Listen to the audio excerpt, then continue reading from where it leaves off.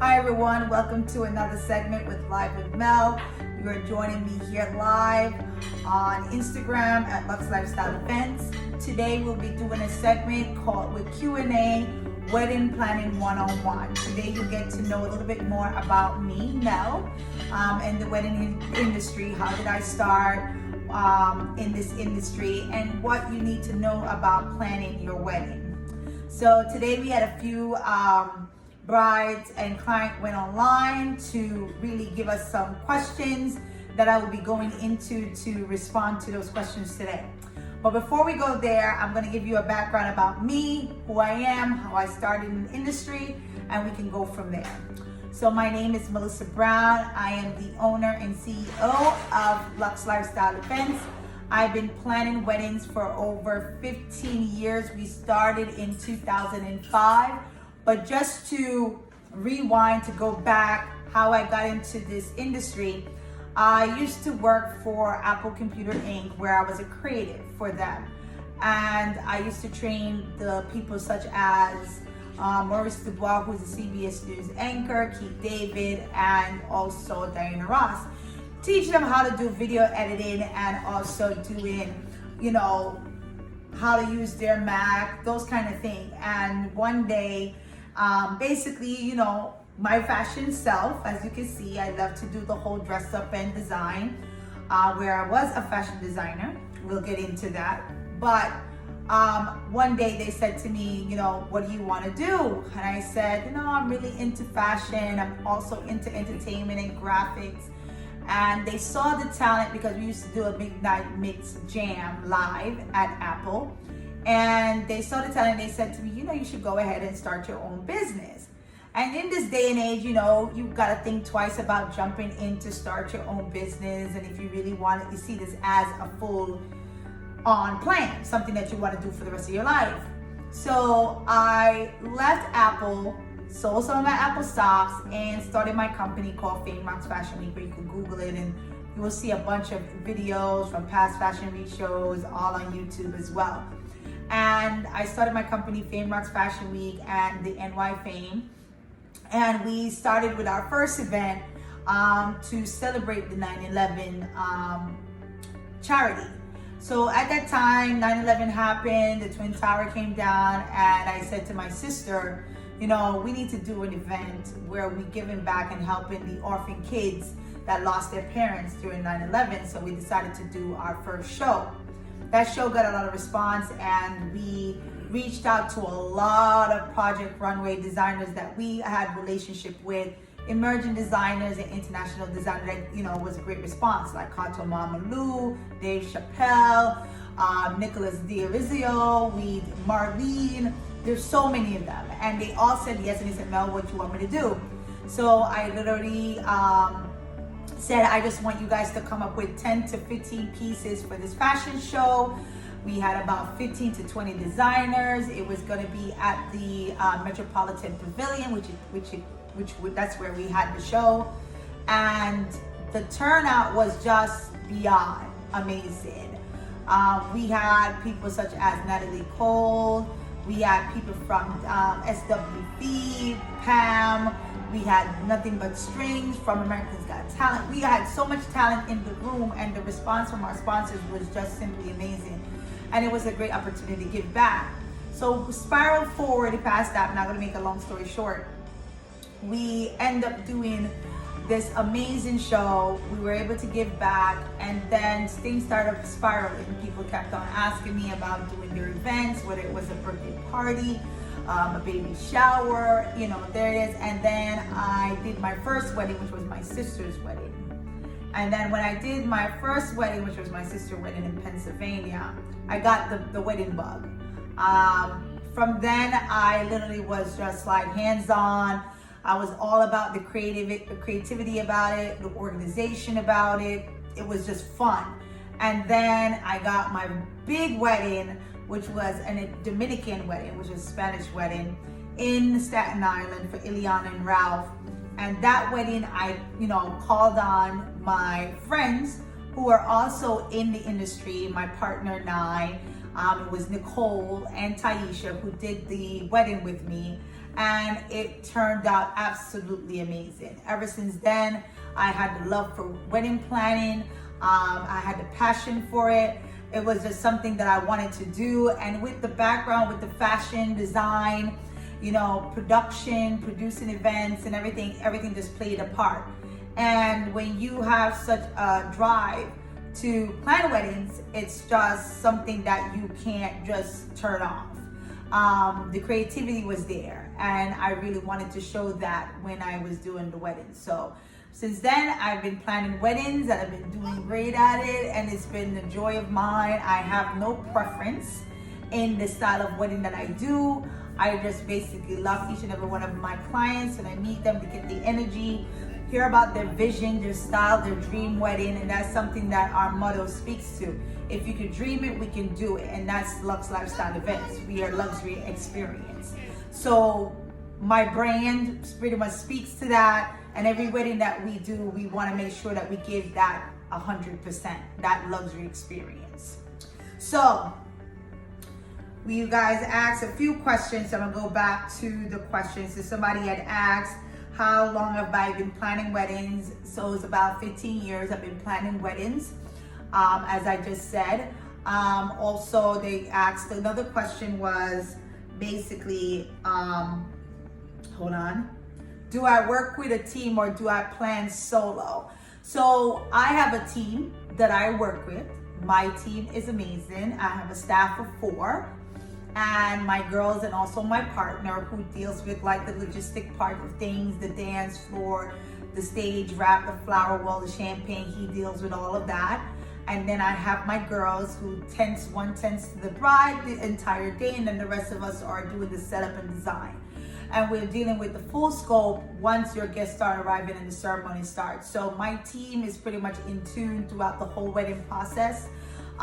They are fully aware of every detail. I can turn my back and know that they'll have it covered without any questions. So I do have an amazing team. I do not do this solo. So when you book us here at Lifestyle Events, you're getting the full package, the full team. So that was another question there. So I hope I'm answering all you guys' questions really good here. How were you inspired to become a wedding planner? Inspired. So who inspired me to be a wedding planner? I think the inspiration comes from more of my family background, my mom. Throughout the whole, my entire life, my mom has been in the clothing industry and fashion industry, and she was the one that kind of got me into the love of clothes and design. I could say I was one that basically had the gear, had the design, the outfit before others had it, because she was always traveling and bringing in the new trends and so on into her store, in her boutique. And I saw my mom do proms, graduation, wedding dresses, you name it. And it was something of mine where I think I get it from her. My inspiration, my motivation has been her. She has been one that always, drive and had the strive to do her business and have a successful business. And I think I get that a lot from her and my dad, to be honest. My dad is very business minded, and I think a portion of that I get from him as well. So just say my family, my parents are pretty much my motivation. Let's see the other questions you guys have here. What do you enjoy most about the planning process? So what I enjoy most about the planning process, let's talk about that. Hold on. So the planning process, what I love most is basically the first engagement with my client, the introduction. Here's what I like. I like to meet my client face to face, either a video chat or over the phone, where I'm able to see their vibe, the energy, feel that energy, that love, the passion, hear about their vision, everything that they've been looking for over the past couple of years, what they're looking to see on their wedding day. And that kind of boosts my ego and my energy to know that I have such a great couple sitting in front of me that really passionate about what they want to see, their dream wedding on that day. So that part brings in everything else for me. It brings me to the venue scouting, to the design where we create your mood board, to sitting down with the vendors, getting to know your vendors, the relationship, picking out your flowers, your decor. You know, it's a full thing for me. To say I have one specific part of the wedding that I love is the room reveal. When everything is done, we plan the wedding for over 12 months, and then you come on the day and you bring your clients into the room and they see their dream wedding reveal, and the expression and the emotion that they give speaks volumes. It's basically over the top. It's something that you know within yourself that you have did your job, that you have accomplished exactly what that client had vision and, you know, had in mind. And that's what basically seals it for me. That's the best part for me. After planning it the whole entire month, that seals it. That's what's the best part for me, to just see the expression on their face. It just makes it 100 for me. That's it. I don't need anything else but that. Okay, so here's the other question. What kind of planning service do you offer? Okay, so planning services that I offer. So I offer full wedding planning services, and I also offer month of coordination. Now, people always ask me about day of coordination, and I think you guys have day of coordination confused with month of. Day of coordination is really month of coordination. For anyone to do a day of coordination, they need to come in a month before your wedding to organize, review contracts, meet with your vendors, do the day of coordination timeline, schedule a timeline, go over your seating arrangement, do your rehearsal, reach out to the venue and speak to the coordinator. You cannot coordinate a wedding coming in the week of. If you can, more power to you, but that's a whole lot. You would never be completely organized. So that's one service that I do not offer. If somebody asks me, oh, can I hire you to just come in the day of or the week of, I literally say I cannot. I don't.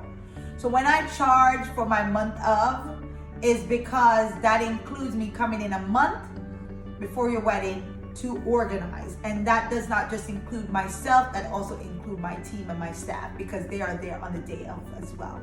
So when you look at it that way, you're looking at somebody coming in and taking up everything that you have done for the past couple of months. You book your vendors and all the different stuff, but then we are able to come in and coordinate with each bride, with each vendor, and organize that to make sure that the day of is smooth without any issues.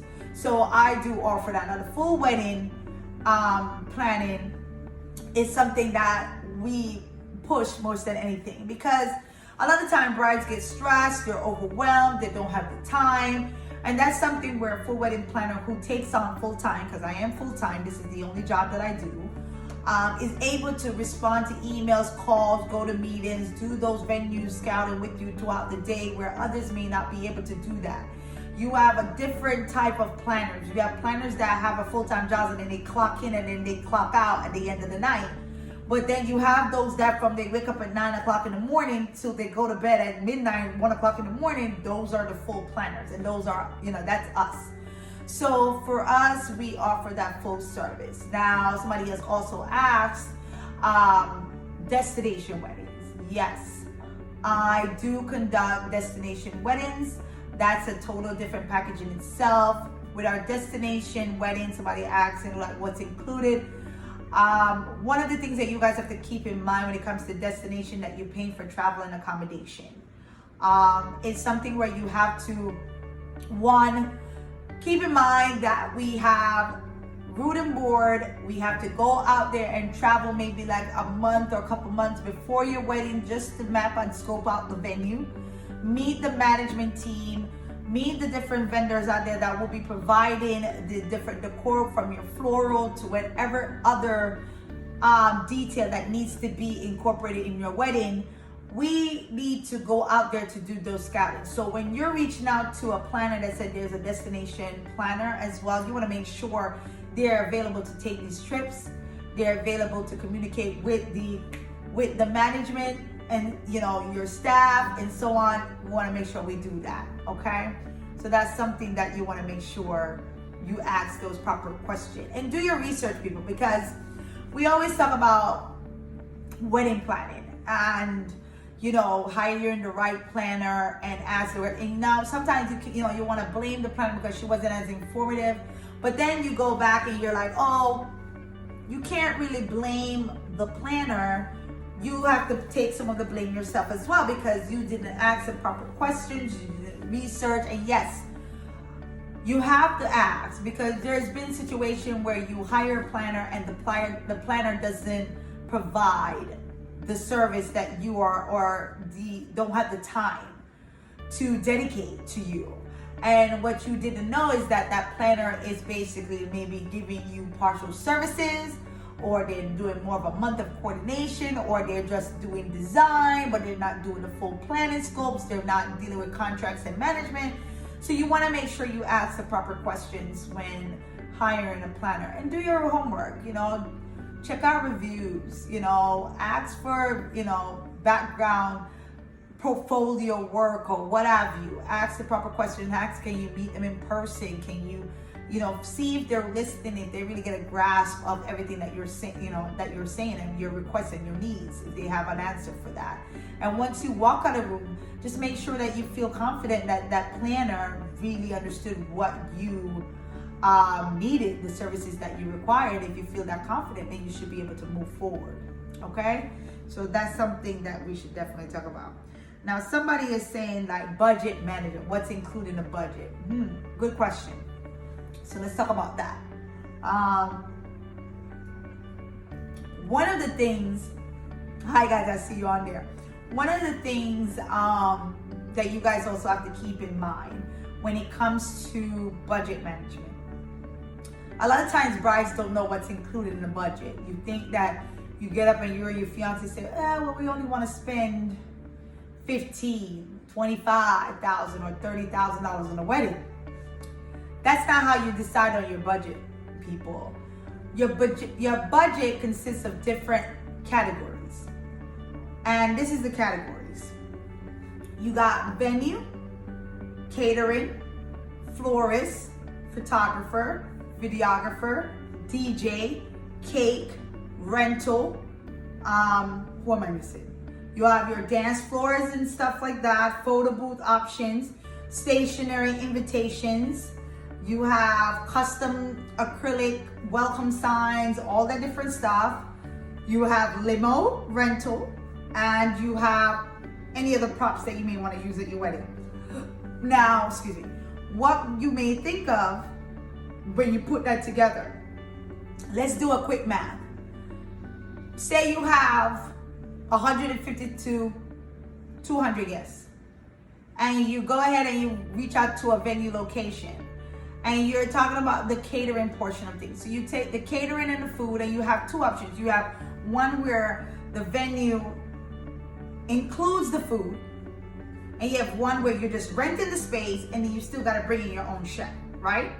So when you look at the two numbers, sometimes one can work out better in your favor and one can be a little bit more expensive, or it could be vice versa. This one that includes everything could be more expensive, and the one if you bring in the caterer based on the location can be a less cheaper, right? So you put that in and you say you have about, let's give a number. Venue one with the food included, you're at 15 to 18,000, because if you calculate your 150 guests per person per plate, you got your number there, right? So you're at about, with the taxes and the gratuity and service charge, you're about 15, 18, right?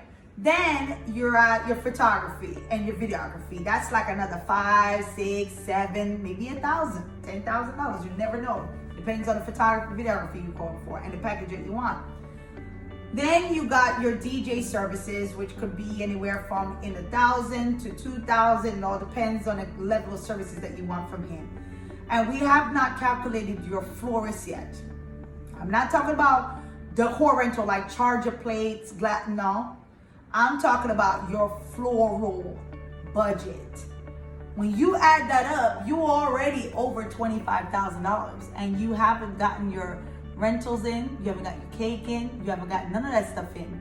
So being realistic and very open-minded and really sitting down with your fiance and going over the numbers is very important.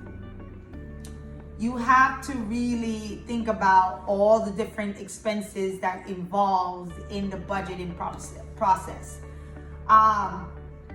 It is not something where you can go and say, okay, I want the A design, but then your budget only speak to a B or a C design. You can't get the A, but you're like to the planner, hey, I want the A. No, we can't do the A because we don't have the resources or the finances to do so.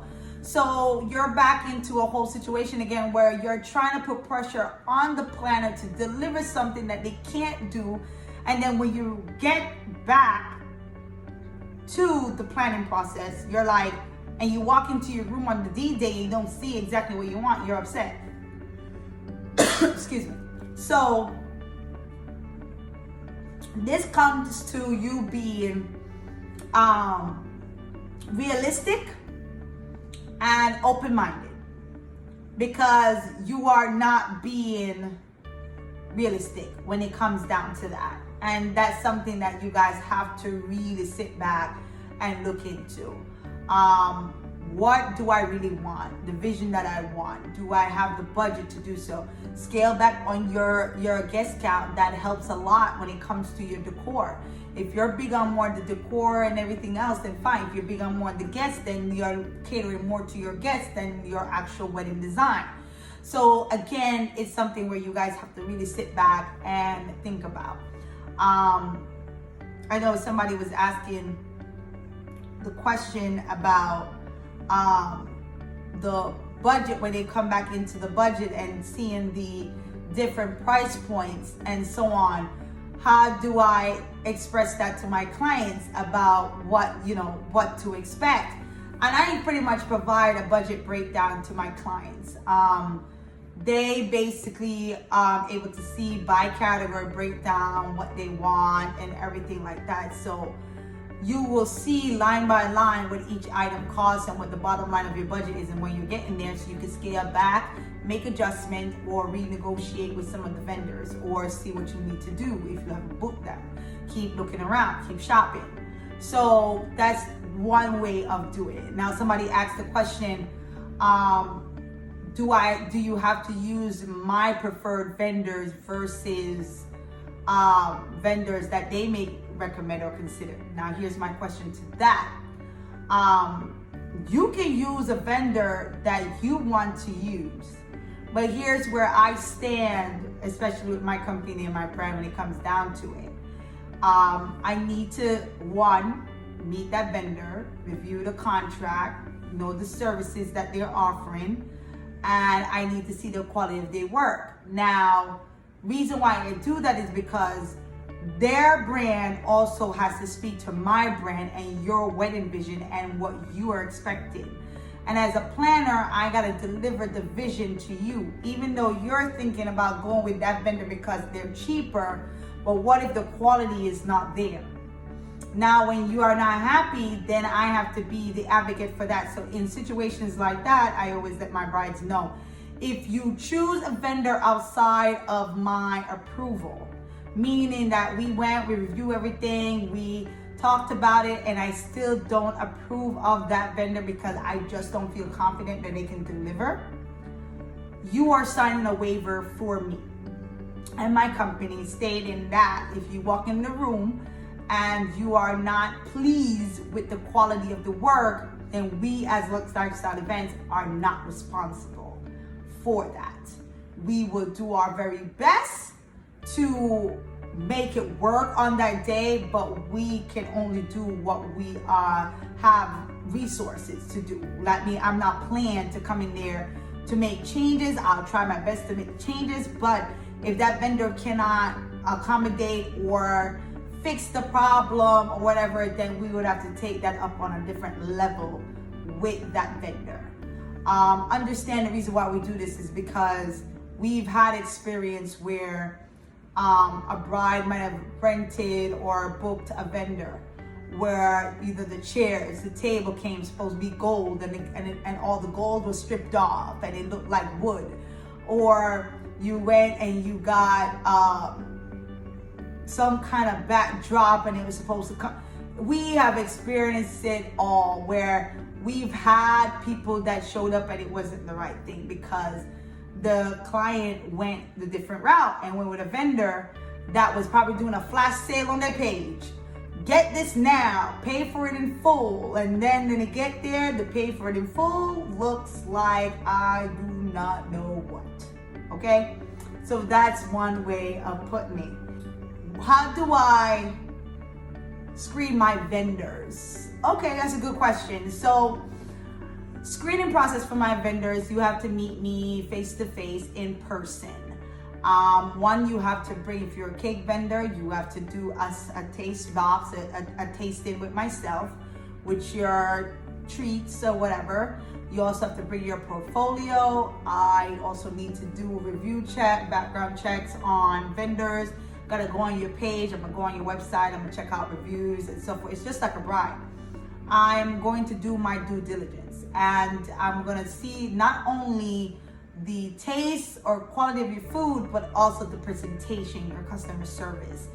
That speaks volumes for me because it tells me that my clients, once they book you and they have that sit down with you and the experience that they're gonna get is gonna be A-class experience, and my brand is called Lux Lifestyle Events. That means it's a luxury lifestyle experience. My vendor has to present that luxury experience. So I am very crucial and very particular when it comes to choosing my preferred vendor. They have to speak to the caliber of work that I do and the service that I offer. So if somebody asks me on here, like, you know, what does my brand represent? A luxury experience. I am all about the luxury customer service.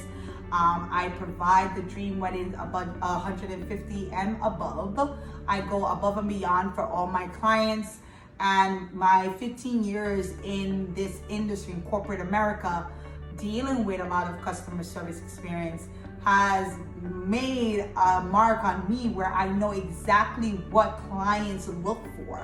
I know exactly the kind of experience you need to provide to each and every one of your guests at the wedding. So when they come in, they're gonna be talking about that experience for years to come, about how they felt, how the staff was, how everything took place. So for me, it's the same thing for my vendors. You have to be able to present, but also provide that exceptional service to my clients. It's that or nothing. If you can't provide that and I'm not getting the energy or the feedback that I need to put you on my vendors list, then we just have to work on it, you know, to get you there. All right, so that's one of the things that was asked. Let me go back in here, see what other questions we got. Okay. How much time is needed to plan a wedding from start to finish? Okay, so planning a wedding, I always recommend to my clients to start planning anywhere from 10 to 12 months. Now you have the brides that are 6 months in. You have those that are 3 months, a month. Now the ones that are like a month, 3 months out or 6 months, they have the resources, they're ready, they have the money, the funds. So when I go and start reaching out to the vendors and everything, we can book and we can lock things in, right? Now you have the brides that like to plan a year out. And the reason why they plan a year out and why I always recommend that as well is because it allows you to spread out your finances, relieve yourself from a lot of stress. You're able to shop around more, to reach out to your vendors, and also have that experience of, you know, doing your background check, reviewing, get the, you know, different quotes. Don't rush into the first venue you see that you're gonna lock it because you feel like you're running out of time. You always put more time into it. So you have the time to really take your time to, one, choose a location for your ceremony reception, work out your budgets, work out your guest list, pick your vendors, and lock that in. And that's something that you usually do within the first 10 to 12 months, right? So the first couple of months, when you're in that 12-month period, the first 2 months or so, that's what you're looking at and working on, right? So for me, my recommendation, if you can plan, because brides book venues a year out, they book photographers a year out in advance. If you can plan and have the time to plan a year out, I would say do so. If you are one that's unfortunate to start at 6 months, that's totally fine.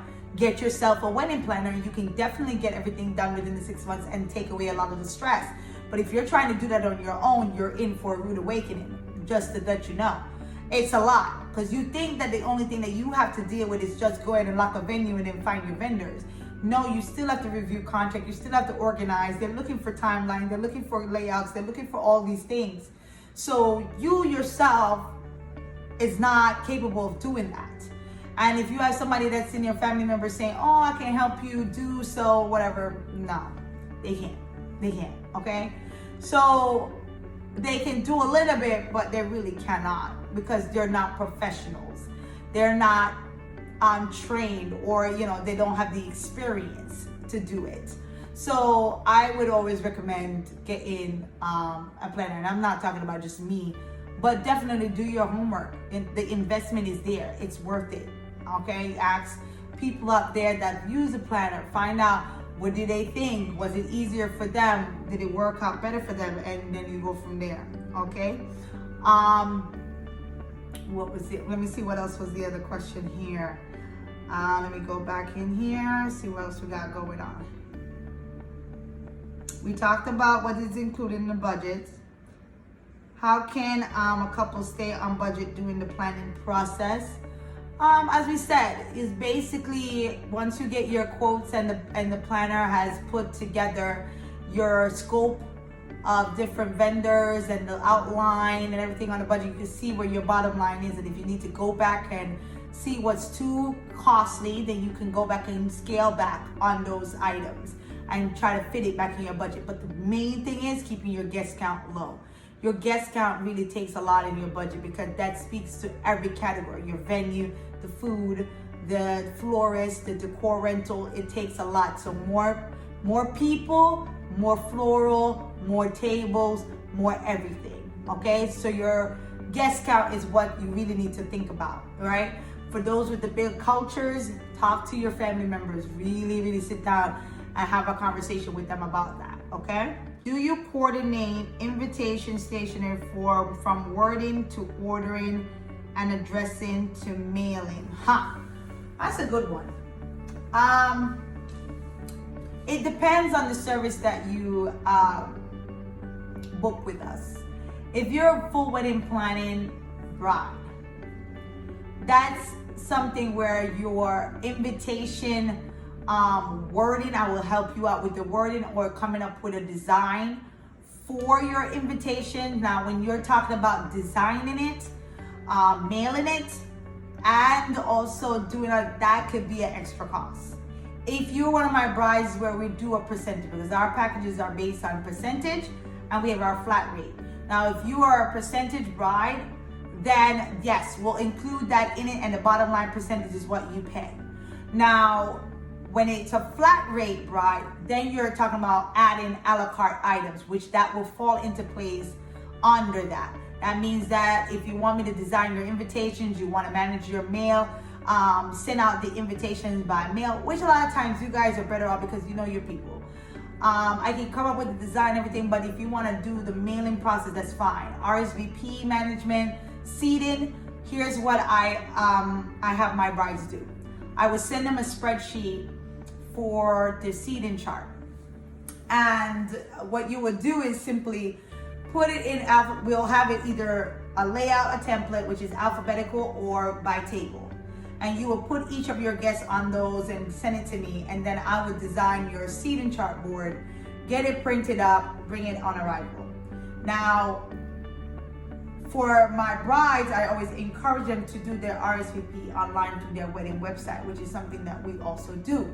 So when you do your RSVP through your wedding website, it's easier because all the information like your RSVP response comes through the website, and you can download that Excel sheet or whatever and kind of have that whole list where you can go in now. It's easy, everybody's there. You can start organizing them by table, send it to us, and we'll finish the organization and layout on the actual seating chart layout template and send it to our print shop to be printed and done. That's a part that's included in your budget as well. Okay, so that's something to definitely think about. Dance floors, flower wall, backdrop, that's services that we do offer as well here at Lux Lifestyle Events. So champagne wall, flower wall, dance floor, stage wraps, those are things. And then we also do the welcome signs and the seating charts. Those are something that we do because we also have the graphics and the team that can work on those things with our vendors. Okay, one of the most unique weddings I did, because that was a part of the question, unique weddings I did. Most unique wedding I did was a clubscape wedding where the couple came to me and was like, I don't want the traditional wedding. I don't want people to be sitting down around a regular table, dinner scape, or whatever. I want a clubscape wedding, but I still want it to be elegant. I still want it to be over the top. I still want it to be glam. And I was like, okay, interested. So we took this wedding on and we did it at Temple Soleil. Shout out to Temple Soleil and Artisan Foods, where we did the wedding. We brought in a bunch of cabanas, we brought in lounge chairs, we did like the TV monitors, the uplighting, we did in an X table. At the time, X table was a trend for us. So we did the X table, we brought in some high tops and low boys, and we kind of put our foot in it. We brought in like all this decor that when she walked in the room, not only was my bride crying, but the groom was crying as well. He was just so overwhelmed and couldn't believe that we actually pulled it off. And they were like, Mel, and I started to cry because I literally felt the love, and my clients was just so happy about everything. And that's what makes it for me. That does it for me. When I walk in the room and they do the reveal and the bride is just over the top pleased with everything that I do, that's what seals the deal for me. So it was amazing, and actually that wedding became a trend. Like my bride saw it, they were like, oh, I want to include the cabanas into our wedding, and we ended up starting including it. I had guests at the wedding that didn't want to sit at the regular table. They wanted to go into the cabanas because they felt it was VIP section. It became like this whole thing. The cool part too is that they had the bottle sparklers that was coming out of the bottle. So you know, like when you have your birthday and they come with the sparklers come out of the bottom. And we had cake being served on the dance floor with the sparklers while people were dancing, and it was the dopest thing. I mean, it was so dope. I'm sorry, I'm saying dope, but that's the New Yorker in me. But it was amazing, guys. It was absolutely amazing. I from to this day, Fania and Constance, thank you so much for challenging me, because that really spoke volumes for me. It was just over the top, absolutely gorgeous, and I loved every moment of it. Then I did another wedding. Actually, that was a bohemian chic wedding, which includes like the pampas grass, greenery. It brings in more of those little vintage style, the teepees, the rugs, you know, those different elements. And I loved it because we brought in like a 70s like truck, and we decorated and like in the truck, and each hut had like its own little VIP round. People were sitting on like round cushion, like you are in a teepee, and it was set up with dinner. It was so awesome. When I mean like teepee tents for each guest of like 20. It was like a tent could fit like 20, and it was like individual tent with different look and a different design for the reception. And it was just amazing. That was like another one. And I have a bride, with Kirsten on here, that is bringing me back to Pampas Grass. I love working with Pampas Grass, and we'll be doing her wedding. It's gonna be fabulous. I can't wait, because when I get my hand on that, it's gonna be fire. So definitely looking forward to doing her wedding. And I see her on here. Yes, hey Kirsten. But it's going to be amazing. I truly love working with different elements, and it's been nothing but unique. I think for me, I don't like to duplicate other people's wedding that they've done. I feel like as a planner, you have to have a creative mind and innovative, talent, where you are being creative and you can actually listen to your client and get what their vision is and put it together. Like, for instance, when I sit down with my client, the first thing that I'm thinking about is, okay, she talked to me about the ceremony, the reception, her look, what she wants incorporated, the type of flowers she likes. She's not big on bling, but she loves candles. These are key words that I'm keep on listening for. So once we're done with our consultation, the first thing I'm gonna say is, okay, so I get what you're saying. You want elegant and chic. You don't want too much over the top, not too over the top, but not too many bling. You love this type of flower, that type of flower. You would prefer more high and lows. These are some of your must-have that you must have included in your wedding. And then my brain just can start working on a look and a design and a concept. And that's how you are supposed to be able to sit down and come up with a mood board and a creative vision for that wedding. Yes, you can go on Pinterest and get your inspirations and your design concept and so on, but don't be stuck on that. You want to just use it for inspiration purposes, but allow yourself and your planner to come up with a creative vision that speaks to your taste and your style. It's just like any photographer or venue that you pick. When you go, you look for your venue, you're looking for a venue that speaks to your taste and your style, right? So your photographer, he has to capture your style, your taste, and your uniqueness, right? So we as a planner that comes up with your design concept as well, we want to mimic what your style, your vision is in your decor. And we want to put you into it. Like when you walk in, you say, this is me. When your guest comes in the room and your family and friend, oh, this is Krista, this is Daphne, this is Imani, this is Giovanni, this is Esther. I'm naming my brides as I'm going down. But they want to have their own creative touch to the wedding, so people are talking about it for years to come. So when they go back and they look at it, you're like, okay, this is awesome, this is amazing, I love it. Oh my God, Mel, you nailed it. I got it. So that's the kind of expression that we look for when we are doing that, when we're doing your wedding. Where do you attend wedding-related events with couples, i.e. cake tasting, dress shopping, shower, post, and pre-dinners? Okay, good question, guys. So, yes, when it comes to your cake tasting, your food tasting, I am there. I will make every appointment with my clients. Dress shopping, yes, I am there. I will make every appointment with my client when it comes to dress shopping. Post and pre-event, if you have an engagement shoot or you're doing like a bridal shower or something. Yes, if you invite me and I don't have anything on my calendar and I'm not the one planning it, I will make an opportunity to show face. I'll show up. Now, in the event that I am the one planning it and it's a service that you're offering, yes, myself and my staff will be there, and that's something that we do offer.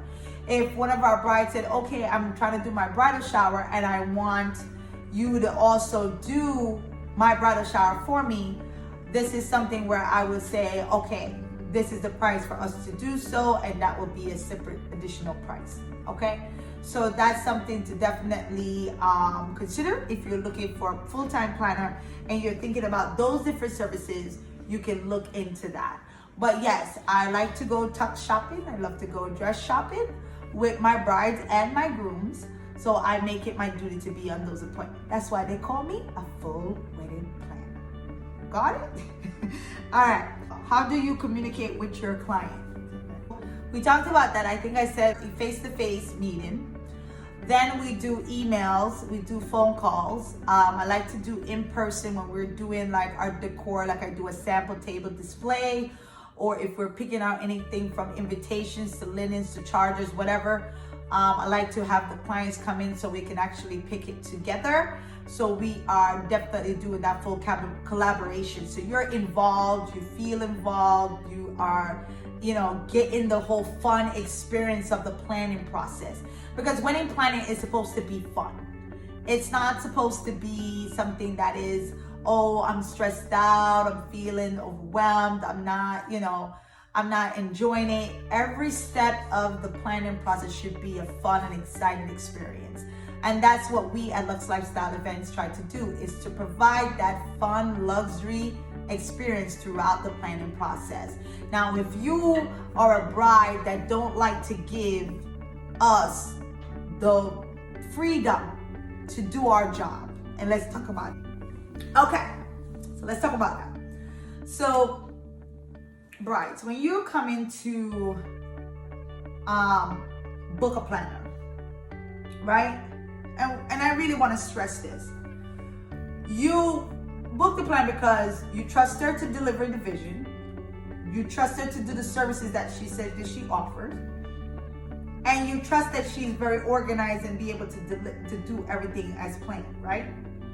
So my thing is, if you are one of those brides that like to be involved, meaning you can't have us do the work and then try to go behind our back and do the work again.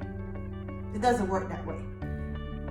You can't say to us, okay, Melisa, I want to make the changes and I want to do X, Y, Z, but you don't come directly to us. You went to the vendor and then you called the vendor and you're like, oh, I need to make changes on this, this, and that. Now, vendors that I work with, my preferred vendors, know better. They would say, okay, you need to coordinate with Melisa, and then Melisa would get back to us. We like to keep things clean. Communication is key, so we don't have any miscommunication. So, for you brides that are out there that likes to plan things ahead, and then you get yourself out there and then things get miscommunicated, you're not happy because you're not getting the service that you thought you were getting, it's because you're not allowing your planner, if you have one, to do the job. Now, if you have a planner that is not doing the job, you need to be having a conversation with that planner, number one. Because it's important for every planner to really give specific details about their services that they offer, right? You cannot be saying, okay, I'm a full-time planner, but then you clock in at 6 o'clock in the afternoon and clock out at 10, 11 o'clock. I can't make those appointments. I can't do this because I am working throughout the day. Then you're not a full-time planner. A full-time planner means that she's available during the day to go to make appointments. A full-time planner means that she's able to go ahead in the space of my client. If my client can't make it, I'm the one going to that appointment without my client, and I'm getting the information that's needed. I'm meeting with those different vendors, and I'm getting things done. So, you have those different, planning process and planners that do different things. You have planners that are different. You have designers, you have coordinators, and you have full-time wedding planners. So you want to make sure you ask the proper question about who does what, and then you go from there. All right, guys, so we're about to wrap up for now. I appreciate each and every one of you guys. All your questions. I hope that you have enjoyed every bit of the moments learning more about Mel. Hearing the one-on-one planning process about wedding planning. Tune in tomorrow with Live with Mel with Wilson from Just by Design. And then on Thursday, we have you, Alexander Beauty Bar. And then join me again on Friday with Dominique from DLC Photography, where we go from doing a small wedding to an over-the-top wedding. what does that looks like. So thank you guys, guys, for joining us today at Live at 6 o'clock here with Live with Mel. Tune in every day, Monday to Friday at 6 for Live with Mel at Lux Lifestyle Events. Subscribe to our YouTube channel, Live with Mel. Watch previous vendors' videos and more. Thank you guys for joining. We appreciate each and every one of you guys. Thank you. Love you. Mel out.